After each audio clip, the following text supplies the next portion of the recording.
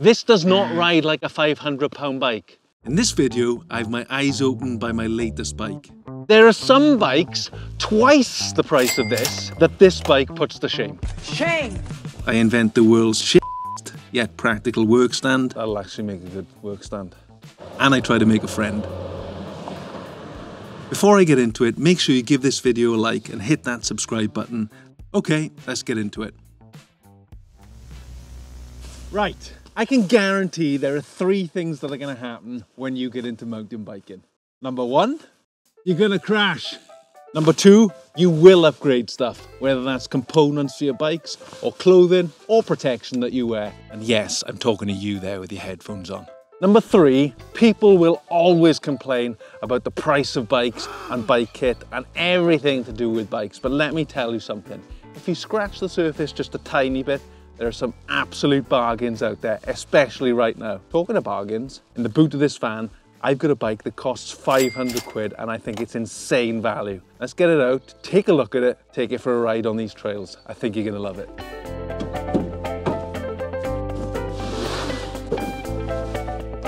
I get it. A car park is probably not the best place in the world to do this, but what it does show is how easy it is to put this bike together whenever it arrives at your door. That'll actually make a good work stand.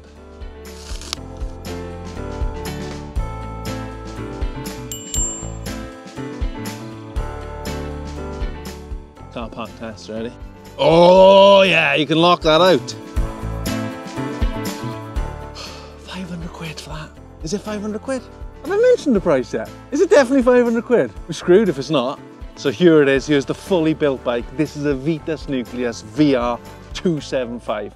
Now this thing, at its full price of 850 quid, was good value. Now it's 500 quid, making it the best value mountain bike on the market. Plus, it's part of a bundle, which means you get a dropper seat post and these awesome Nukeproof flat pedals with it. I mean, this thing is worth over £100 and the pedals are worth what, 30 quid on their own?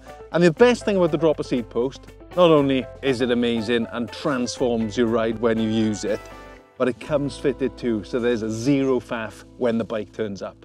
Let's take a closer look at the spec on this awesome machine. The bike uses this Suntour suspension fork and that's got 120 millimeters of travel. That should take all the bumps out of anything you're going to ride on this bike. Plus, it's got a lockout switch there. What that means is you can lock out the suspension if you're doing big climbs. The group set on this thing is a box group set and it's an 8-speed group set, which should be plenty of gears to get you up really steep climbs and then for bombing downhill again. The clue's in the name.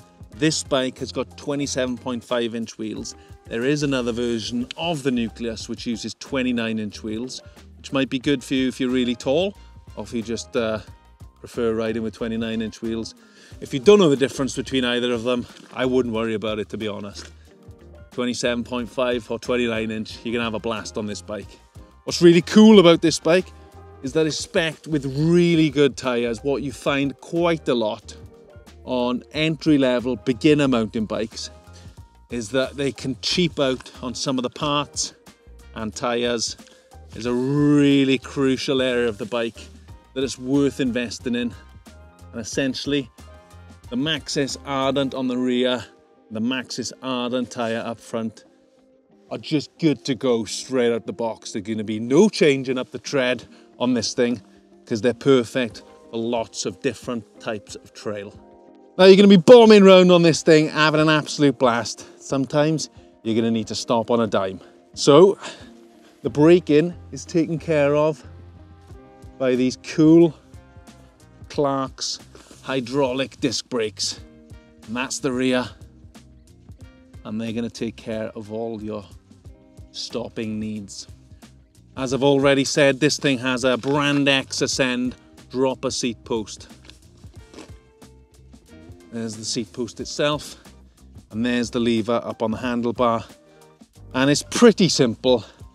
What you're going to be doing is raising the saddle. Watch that. I'm going to raise it up, ready? 3, 2, 1. You raise the saddle when you're going uphill, and then you drop it down when you're descending. Because when you're descending, you might want to get over the back of the bike, over the back tyre, and you need to drop that saddle out the way so it doesn't get impeded in your crotchal area. What did he say? In the box, you get, as well as the proprietary, let's face it, they're not very good plastic pedals. However, in the box with this bundle, you get these really cool Nukeproof Neutron flat pedals. As you can see, they got some really grippy pins in there, so you're not going to be slipping around with your feet on them. Right, they're all the main parts on this Vitus Nucleus, but a bike is more than the sum of its parts. This is built around an awesome frame. It's got really good trail geometry put together by the geniuses of Vitus. I can't wait to get on it. Let's hit these trails and see how it rides. The beauty of the Nucleus is its versatility. It's great for taking on cruisy green or blue trails, but it's also cool for forest paths, chilled rides and just pootling around. Don't worry if you want to get a bit more wild though, while it's never going to eat up the trails like a high-end full suspension bike. This thing is more than capable on red or black trails like this one. Some might say it's even more of a laugh than a bump-eating boutique bike anyway.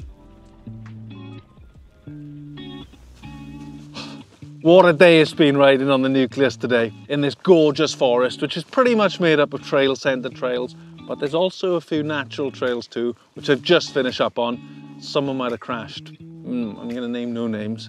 Oh, cut hell. Oh, Jesus. I think I've done enough riding on this thing now to sum up the 3 things I like about the bike and the 3 things I don't like. Let's start with the things that I love about it.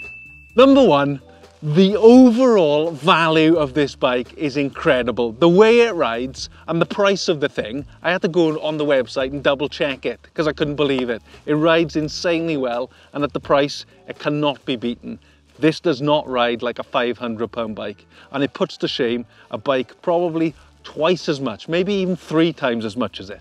The second thing is this dropper seat post. Now, I am not massively mechanically minded, so I have no business and no need or want to fit a dropper seat post. So the fact that this thing comes pre-installed, ready to rock, is just absolutely brilliant. Third and final thing that I really like about this bike, and I was actually quite shocked at the quality and performance of, is the brakes. Some entry-level bikes, yeah, they're questionable brakes on there. We've done quite a few steep descents today, and they were never found begging for more power. They worked every time, without fail. Every time.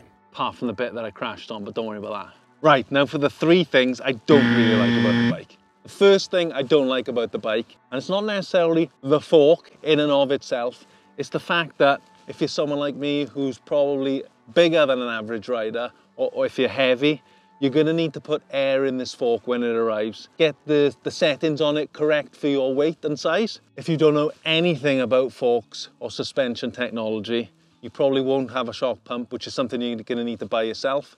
And then you're going to need to look at an online tutorial or read the instruction manual to get this fork properly dialed in so it works perfectly on the trails for you.